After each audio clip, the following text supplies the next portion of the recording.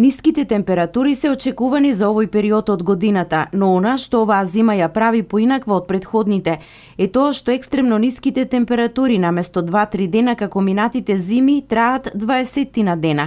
Долготрајните студови нема да имаат негативен ефект врз есенските посеви. Снежната покривка ги штити посевите и кај овие култури нема место за стравување, велат агрономите.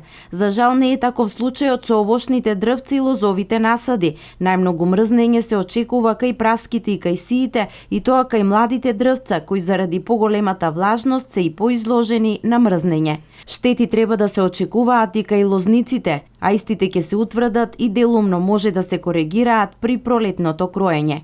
Мислам дека би требало да очекуваме да имаме измрзнување на овцата кај виновата лоза, Долж-Вардариот и во Тиквишкиот регион, потоа да имаме измрзнување на праската и кај сијата кои се најосетливи во овие услови, значи кај нив и температури од минус 16 степени предизвикуваат оштетување, а додека кај виновата лоза и минус 14 предизвикува оштетување кај овцата, минус 17 предизвикува оштетување кај ластарите.